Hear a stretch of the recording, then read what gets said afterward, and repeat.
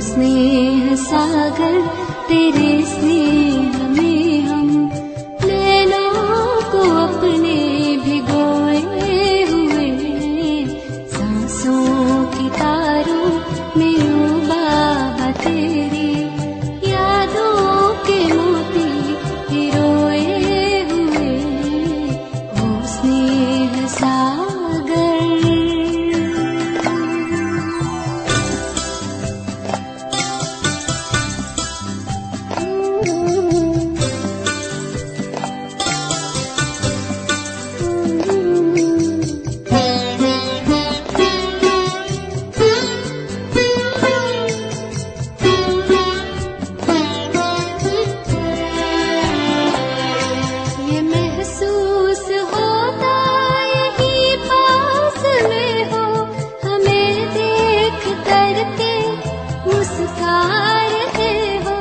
सदा साथ मैं हूँ बच्चों तुम्हारे, यही बात अब भी तो दोहरा रहे हो, यही बात अब भी तो दोहरा रहे हो। एहसास के इस समंदर में हम तो जैसे कि मन को डुबोए हुए, ओ स्नेह सागर। शांति। कल हमारे बाप दादा ने हमको बहुत अच्छी शिक्षा दी कि हमें निश्चय बुद्धि बनकर रहना है, किसी भी कीमत पर संशय में नहीं आना है, किसी कहने सुनने में नहीं आना है, कुछ भी हो जाए निश्चय हमारा अटूट होना चाहिए। कई बार हम बाबा ने कहा अच्छे बच्चे संशय में आ जाते हैं और संशय में आने का चले जाते हैं, फिर दुर्गति को प्राप्त होते हैं। तो आज बाबा ने पूरी मुरली में हम सबको भी ये संदेश दिया है कि कल बाप दादा हमको निश्चय बुद्धि बनाने की बात कही। शिव के बच्चे हैं, शिव बाबा को याद करना है, दृष्टि को पवित्र बनाना है। और आज के मधुर बोल भगवान के अव्यक्त मुरली से हैं, रिवाइज कोर्स के महावाक्य हैं। पिछली तारीख है 27/3/86 की मुरली है और आज के महावाक्य 27/9/2020 की मुरली है। तो बाप दादा ने आज के महावाक्यों में हमको बहुत अच्छा होमवर्क दिया है और बाबा ने आज स्नेही की परिभाषा बताई है।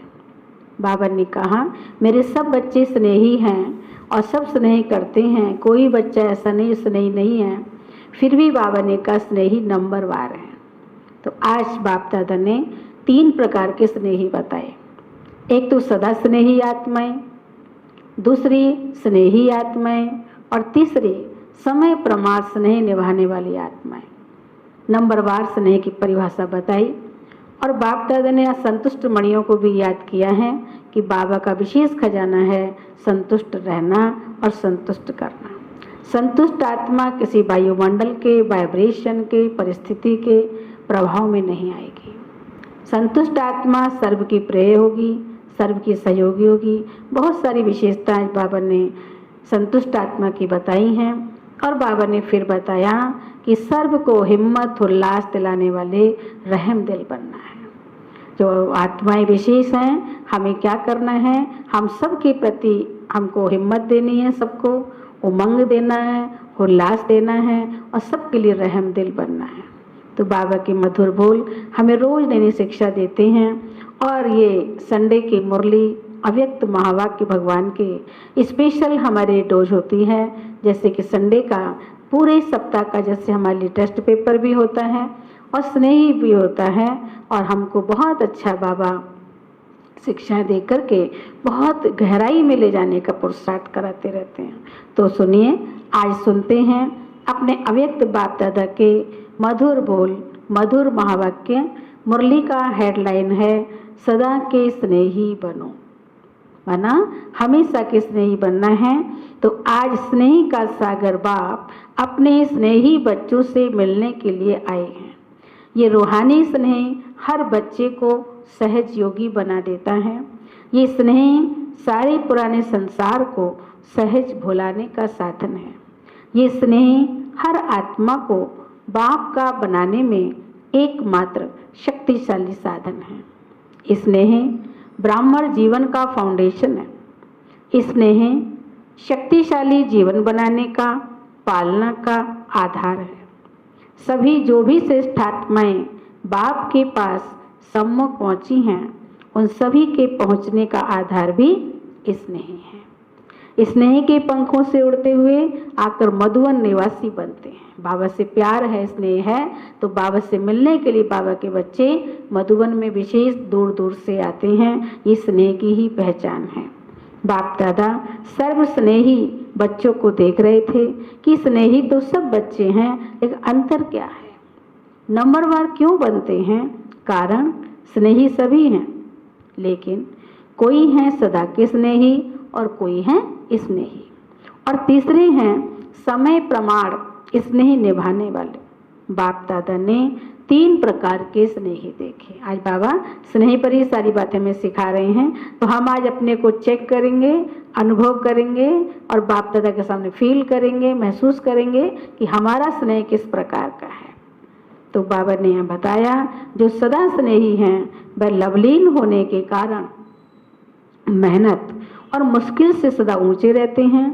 ना मेहनत करनी पड़ती, ना मुश्किल का अनुभव होता, क्योंकि सदा स्नेही होने के कारण उन्हों के आगे प्रकृति और माया दोनों अभी से दासी बन जाती, अर्थात सदा स्नेही आत्मा मालिक बन जाती, तो प्रकृति माया स्वतः ही दासी के रूप में हो जाती।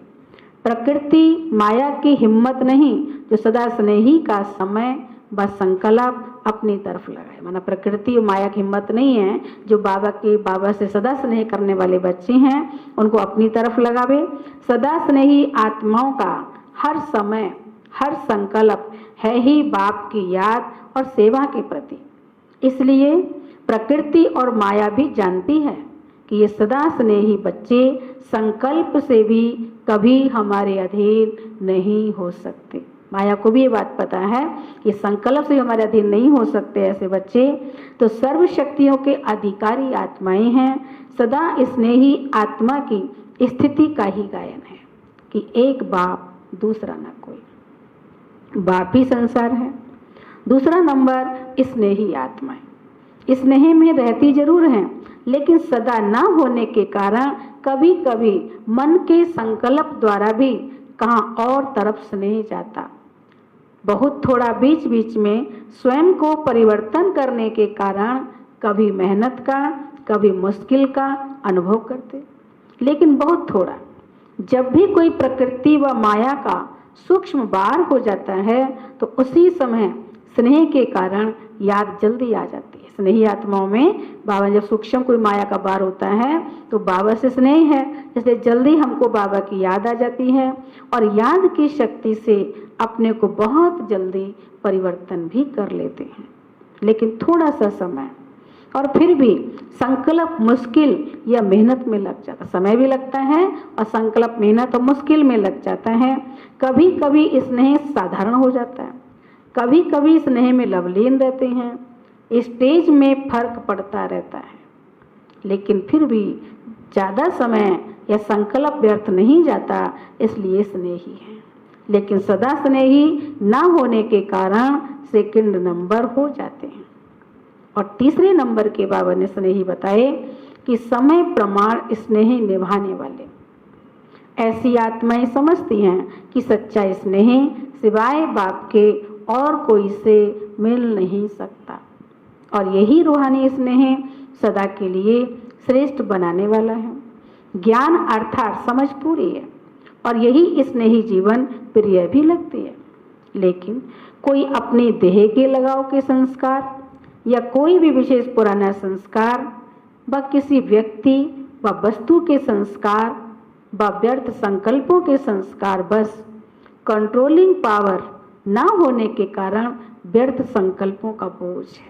बाबा डेफिनेशन बता रहा है कि कोई भी हमारी कंट्रोलिंग पावर नहीं है तो किसी भी तरह का हमारे पास व्यर्थ संकल्पों का ही बोझ है। बस संगठन की शक्ति की कमी होने के कारण संगठन में सफल नहीं हो सकते हैं। संगठन की परिस्थिति स्नेह को समाप्त कर अपनी तरफ खींच लेती है और कोई सदा ही दिल शिकस्त जल्दी होते हैं। अभी अभी बहुत अच्छे उड़ते रहेंगे और अभी अभी देखो तो अपने आप से ही दिल से कष्ट, ये स्वयं ही से दिल से कष्ट होने का संस्कार भी सदा स्नेही बनने नहीं देता है। किसी न किसी प्रकार का संस्कार परिस्थिति की तरफ, प्रकृति की तरफ आकर्षित कर देता है और जब हलचल में आ जाते हैं तो स्नेही का अनुभव होने के कारण, स्नेही जीवन प्रिय लगने के कारण फिर बाप की याद आती है। प्रयत्न करते हैं कि अभी फिर से बाप के स्नेह में समा जाएं, तो समय प्रमाण, परिस्थिति प्रमाण हलचल में आने के कारण कभी याद करते हैं और कभी युद्ध करते हैं। युद्ध की जीवन ज़्यादा होती और स्नेह में समाने की जीवन उसके अंतर में कम होती है, इसलिए तीसरा नंबर बन जाते हैं। फिर भी विश्व की सर्व आत्माओं से तीसरा नंबर भी अति श्रेष्ठ ही कहेंगे। कितना प्यार है बाबा का हमसे। बाबा ने हमारी क्वालिटी बताई तीसरे नंबर की और बाबा ने कहा दुनिया के हिसाब से, दुनिया की आत्माओं से स्नेही आत्माएं हैं तो नंबर अति श्रेष्ठ ही कहेंगे।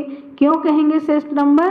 क्योंकि बाप को पहचाना, बाप के बने, ब्राह्मण परिवार के बने, ऊंचे ते ऊंची ब्राह्मण आत्माएं ब्रह्मा कुमार, ब्रह्मा कुमारी कहलाते, इसलिए दुनिया के अंतर में वह भी श्रेष्ठ आत्माएं हैं। लेकिन संपूर्णता के अंतर में तीसरा नंबर है। दुनिया के हिसाब से श्रेष्ठ आत्माएं, पर संपूर्णता के नंबर में बाबा ने तीसरा नंबर बताया। तो स्नेही सभी हैं लेकिन नंबर 12, नंबर 1 सदा स्नेही आत्माएं, सदा कमल पुष्प समान न्यारी और बाप की अति प्यारी हैं। स्नेही आत्माएं न्यारी हैं, प्यारी भी हैं, लेकिन बाप समान शक्तिशाली विजयी नहीं हैं, लवलीन नहीं हैं, लेकिन स्नेही हैं। उनका विशेष ही स्लोगन है कि तुम्हारे हैं और तुम्हारे रहेंगे। बस हम बाबा के हैं और बाबा के रहेंगे, विशेष स्लोगन है उनका ये। सदा ये गीत गाते रहेंगे, फिर भी स्नेह है। इसलिए स्नेह बाबा से, इसलिए बाबा ने आज बताया कि ऐसी आत्माएं भी 80% सेफ रहते हैं। सुना बाबा ने, ऐसी आत्माएं भी स्नेह बाबा से तो 80% सेफ रहते हैं, लेकिन फिर भी कभी कभी शब्द आ जाता, सदा शब्द नहीं आता है। और तीसरे नंबर आत्माएं बार बार स्नेह के कारण प्रतिज्ञा भी स्नेह से करते रहते हैं। बाबा से प्यार है तो प्रतिज्ञा भी स्नेह से करते रहते हैं, बस अभी से ऐसे बनना है, अभी से ये करेंगे, क्योंकि अंतर तो जानते हैं ना। प्रतिज्ञा भी करते, पुरुषार्थ भी करते, लेकिन कोई ना कोई विशेष पुराना संस्कार लगन में मगन नहीं रहने देता। सुना, प्रतिज्ञा भी करते हैं, पुरुषार्थ भी करते हैं बच्चे, लेकिन कोई हमारा ऐसा कोई ना कोई पुराना संस्कार है जो हमें बाबा की लगन में मगन नहीं रहने देता है, विघन मगन अवस्था से नीचे ले आते। इसलिए सदा शब्द नहीं आ सकता, लेकिन कभी कैसे होने के कारण कोई ना कोई विशेष कमजोरी रह जाती है। ऐसी आत्माएं बाप दादा के आगे रू रेहान भी बहुत मीठी करते हैं, हुज्जत बहुत दिखाते हैं। सुना बाबा कितने प्यार से सब समझा रहे हैं। रू रेहान बहुत मीठी करते, हुज्जत बहुत दिखाते। क्या कहते हैं? कहते हैं डायरेक्शन तो आपकी ही है, लेकिन हमारी तरफ से करो भी आप। डायरेक्शन भी बाबा दे रहे आपके हैं और हमारी तरफ आप ही करो और पाए हम, करे बाबा पावे हम। हुज्जत से स्नेह से कहते जब आपने अपना बनाया है तो आप ही जानो। बाप कहते हैं बाप तो जाने, लेकिन बच्चे माने भी तो सही। सुना क्या कहा बाबा ने? बाबा तो जाने वो ठीक है, पर बाप की कहना बच्चे माने भी तो सही। लेकिन बच्चे हुज्जत से यही कहते कि हम माने या ना माने, लेकिन आपको मानना ही पड़ेगा। सुना, तो बाप को फिर भी बच्चों पर रहम आता है कि हैं तो ब्राह्मण बच्चे, इसलिए स्वयं भी निमित्त बनी हुई आत्माओं द्वारा विशेष शक्ति देते हैं, लेकिन कोई शक्ति लेकर बदल भी जाते और कोई शक्ति मिलते भी अपने संस्कारों में मस्त होने कारण शक्ति को धारण नहीं कर सकते। जैसे कोई ताकत की चीज खिलाओ और वह खाए ही नहीं तो क्या करेंगे? हम खिला रहे हैं, वो खाए नहीं तो क्या करेंगे?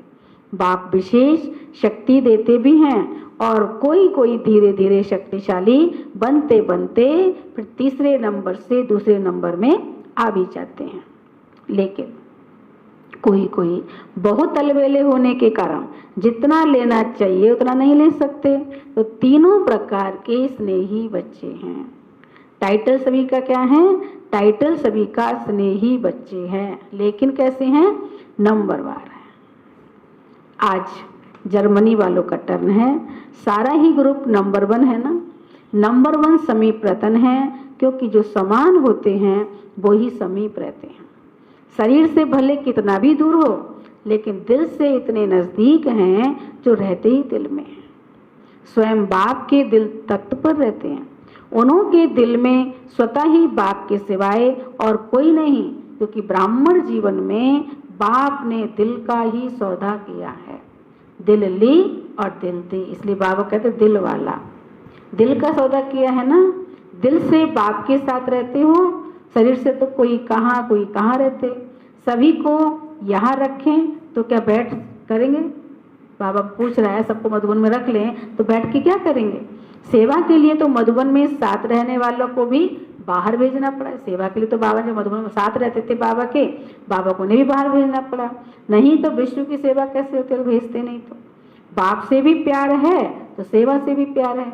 इसलिए ड्रामा अनुसार भिन्न भिन्न स्थानों पर पहुंच गए हो और वहां की सेवा के निमित्त बन गए हो, तो ये भी ड्रामा में पार्ट नोंधा हुआ है।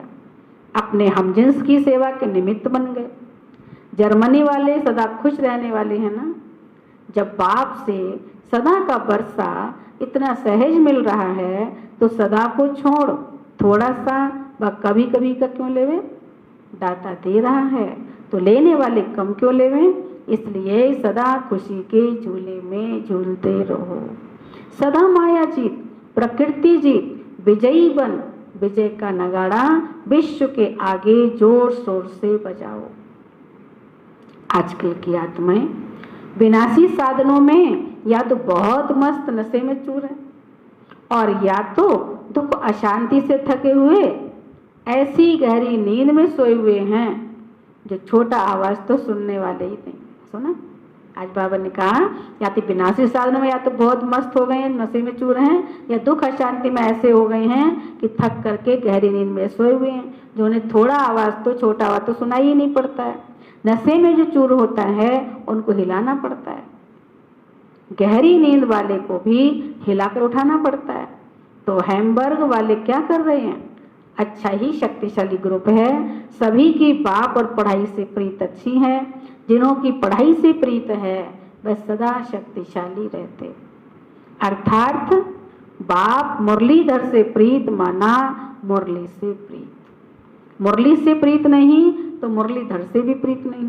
कितना भी कोई कहे कि मुझे बाप से प्यार है लेकिन पढ़ाई के लिए टाइम नहीं, तो बाबा मानेंगे?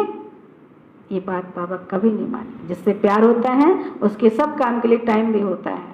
तो बाबा से प्यार है और मुरली के लिए टाइम नहीं तो बाप नहीं मानते। जहाँ लगन होती है वहाँ कोई भी विघ्न ठहर नहीं सकते, स्वतः ही समाप्त हो जाएंगे। पढ़ाई की प्रीत, मुरली से प्रीत वाले विघ्नों को सहज पार कर लेते। उड़ती कला द्वारा स्वयं ऊंचे हो जाते हैं, विघ्न नीचे रह जाते। उड़ती कला वाले के लिए पहाड़ भी एक पत्थर समान है। पढ़ाई से प्रीत रखने वालों के लिए बहाना कोई नहीं होता। प्रीत मुश्किल को सहज कर देती है। एक मुरली से प्यार, पढ़ाई से प्यार और परिवार का प्यार किला बन जाता है। सुना बाबा जो है 3 बातों से प्यार से पढ़ाई से प्यार, मुरली से प्यार और परिवार से प्यार। ये हमारे लिए एक किला, सेफ्टी का साधन बन जाता है, किला बन जाता है और किले में रहने वाले सेफ हो जाते हैं। इस ग्रुप को ये दोनों विशेषताएं आगे बढ़ा रही हैं। पढ़ाई और परिवार के प्यार के कारण एक दो को प्यार के प्रभाव से समीप बना देते हैं। और फिर निमित्त आत्मा, पुष्पाल दीदी वहाँ थी उस समय, बाबा तो निमित्त आत्मा पुष्पाल बहन जी भी प्यार वाली मिली। स्नेह भाषा को भी नहीं देखता। स्नेह की भाषा सभी भाषाओं से श्रेष्ठ है। सभी उनको याद कर रहे हैं, बाप दादा को भी याद है।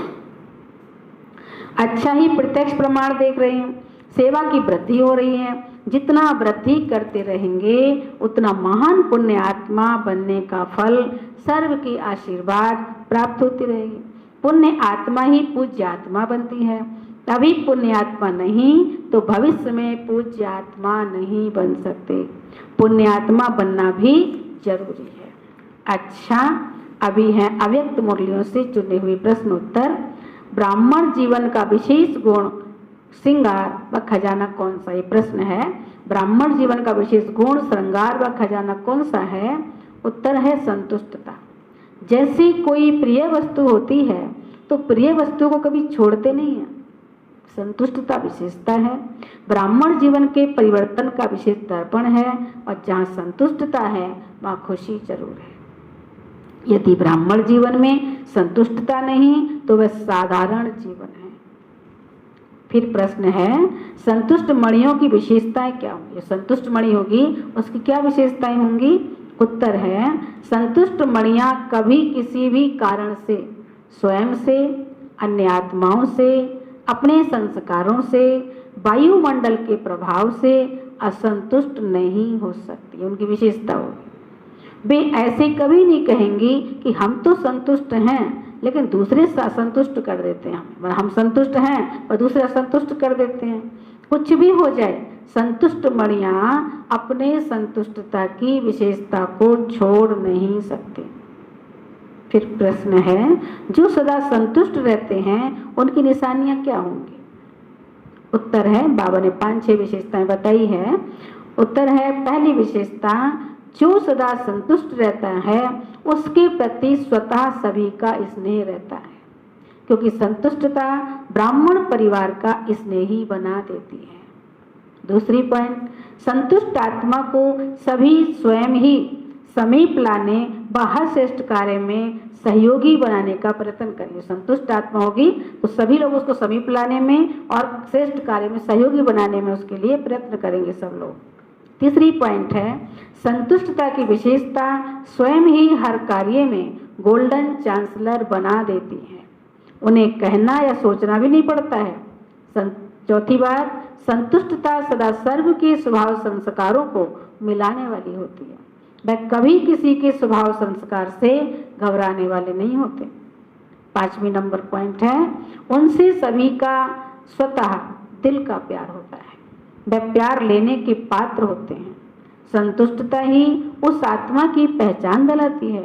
हर एक की दिल होगी, इनसे बातें करें, इनके साथ बैठें। ऐसे संतुष्ट आत्मा के प्रति सबकी ऐसी भावना होगी।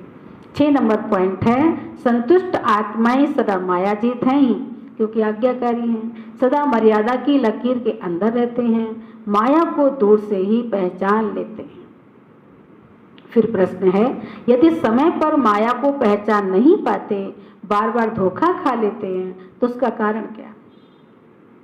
आधे समय पर माया को नहीं पहचान पाते, बार बार धोखा खा लेते, तो उसका कारण क्या?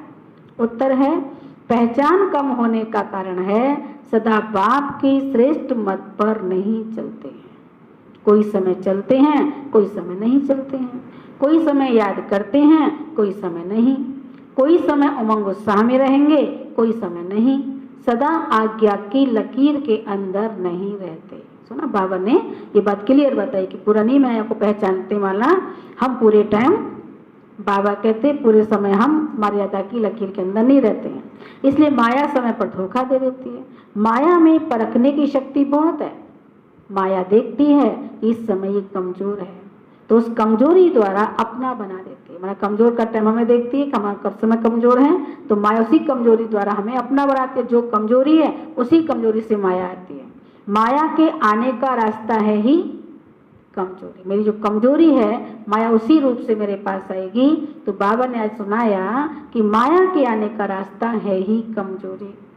फिर प्रश्न है, मायाजीत बनने का सहज साधन कौन सा है? मायाजीत कैसे बनेंगे? तो सदा बाप के साथ रहो, साथ रहना, अर्थात स्वतः मर्यादाओं के लकीर के अंदर रहना। फिर एक एक विकार के पीछे विजयी बनने की मेहनत करने से छूट जाएंगे। साथ रहो तो जैसा बाप वैसे आप। संग का रंग स्वतः ही लग जाएगा। इसलिए बीज को छोड़ सिर्फ शाखाओं को काटने की मेहनत नहीं करो। आज कामजीत बन गए, कल क्रोधजीत बन गए, नहीं, सदा विजयी। सिर्फ बीज रूप को साथ रखो तो माया का बीज ऐसे भस्म हो जाएगा जो फिर कभी भी उस बीज से अंश भी नहीं निकल सकता। अच्छा, मीठे मीठे सिक्की लदे बच्चों प्रति माता पिता बाप दादा का याद प्यार और गुड मॉर्निंग। रूहानी बाप की रूहानी बच्चों को नमस्ते, रूहानी बच्चों की रूहानी बाप दादा को नमस्ते नमस्ते, गुड मॉर्निंग। शुक्रिया बाबा, शुक्रिया। आज का वरदान है, हर आत्मा को हिम्मत उल्लास दिलाने वाले रहम दिल विश्व कल्याणकारी भव। हर आत्मा को हिम्मत उल्लास दिलाने वाले रहम दिल विश्व कल्याणकारी भव। विस्तार है, कभी भी ब्राह्मण परिवार में किसी कमजोर आत्मा को तुम कमजोर हो ऐसे नहीं कहना। बाबा हमको सिखा रहे हैं, कोई भी ब्राह्मण परिवार कमजोर आत्मा है उसे तुम कमजोर हो ऐसे नहीं कहना। आप रहम दिल विश्व कल्याणकारी बच्चों के मुख से सदैव हर आत्मा के प्रति शुभ बोल निकलने चाहिए, दिल शिकस्त बनाने वाले नहीं। चाहे कोई कितना भी कमजोर हो, उसे इशारा या शिक्षा भी देनी हो तो पहले समर्थ बनाकर फिर शिक्षा दो। पहले धरनी पर हिम्मत और उत्साह का हल चलाओ, फिर बीज डालो तो सहज हर बीज का फल निकलेगा। इससे विश्व कल्याण की सेवा तीव्र हो जाएगी। स्लोगन है, बाप की दुआएं लेते हुए सदा भरपूरता का अनुभव करो।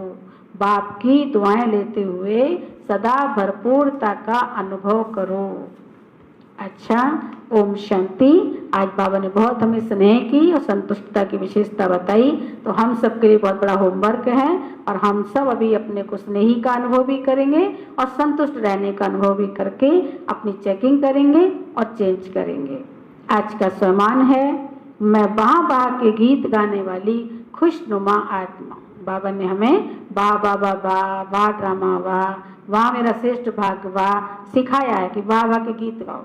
तो आज हमें पूरा दिन इस सम्मान में रहना है कि मैं वाह वाह के गीत गाने वाली खुशनुमा आत्मा हूँ।